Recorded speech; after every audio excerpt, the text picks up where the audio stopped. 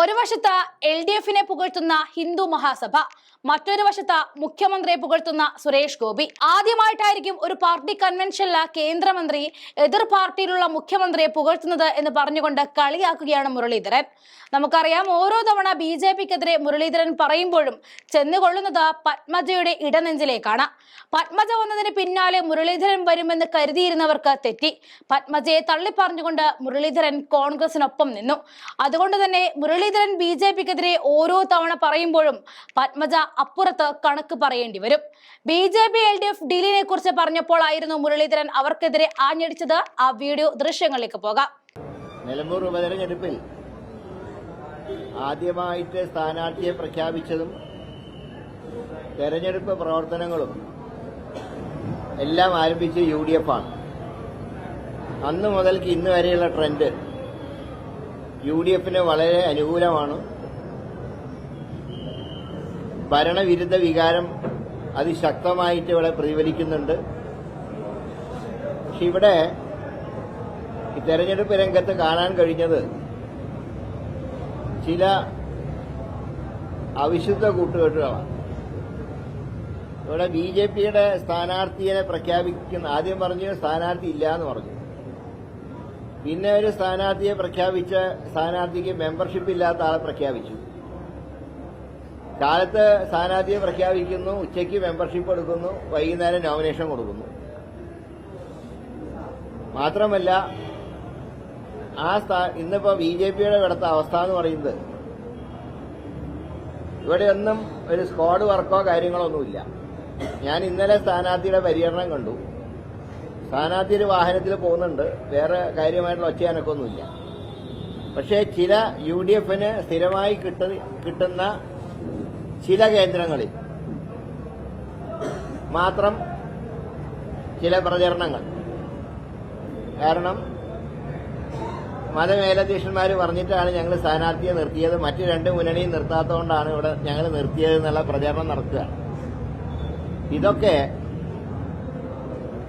LDFനെ സഹായിക്കാൻ നടത്തുന്ന പ്രവർത്തനങ്ങളായിട്ടാണ് ഞങ്ങൾക്ക് കാണാൻ കഴിയും.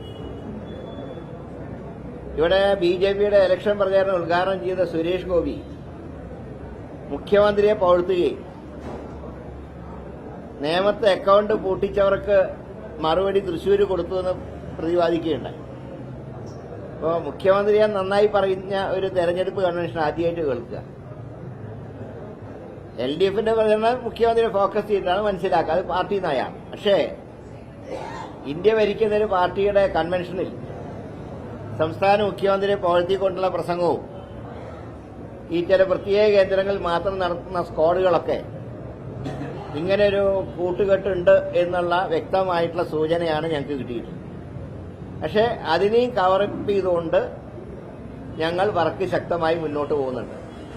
അതുകൊണ്ട് തന്നെ 23-ാം തീയതി റിസൾട്ട് വരുമ്പോൾ UDFന് അനുകൂലമായിട്ടുള്ള വിധി തന്നെയാണ് നിലമ്പൂർ ഉണ്ടാവുക എന്നുള്ള കാര്യത്തിൽ സംശയമില്ല. ഇത് മാത്രമല്ല, ഇപ്പോ കഴിഞ്ഞ ദിവസങ്ങളിൽ തിരുവനന്തപുരത്തുണ്ടായ ചില സാഹചര്യങ്ങൾ അത് ഇതിനെ ചേർത്ത് വായിക്കണം. ഈ ഓപ്പറേഷൻ സിന്ദൂർ വിശദീകരിക്കാൻ ഗവർണർ ഒരു യോഗം വയ്ക്കുകയും ആ യോഗത്തിലെ മുഖ്യ പ്രാസംഗികനായി RSSന്റെ പ്രചാരകനായ ഗുരുമൂർത്തിയോ അദ്ദേഹം പങ്കെടുക്കുകയും ചെയ്തു.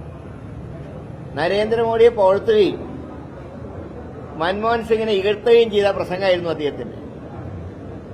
മാത്രമല്ല, പാകിസ്ഥാന്റെ സഹായത്തോടെ തീവ്രവാദികൾ ഇന്ത്യയിൽ കുഴപ്പമുണ്ടാക്കിയപ്പോൾ ശക്തമായിട്ടുള്ള റഫേൽ വിമാനം ഉൾപ്പെടെ അയച്ചുകൊണ്ട് ഇതിനൊക്കെ പ്രതിരോധം തീർത്തു.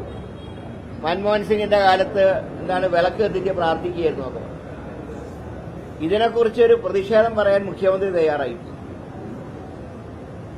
രണ്ടാമത്തത് ഭാരതാംബയുടെ ചിത്രത്തിന്റെ വിവാദം, RSSന്റെ കൊടിയേന്തിയിട്ടാണ്. ഈ സംഭവത്തിൽ മന്ത്രി ആ ചടങ്ങ് ബഹിഷ്കരിച്ചിട്ട് പോലും ഒരു പ്രതിഷേധ കത്ത് എന്തുകൊണ്ട് മുഖ്യമന്ത്രി ഗവർണർക്ക് നൽകി?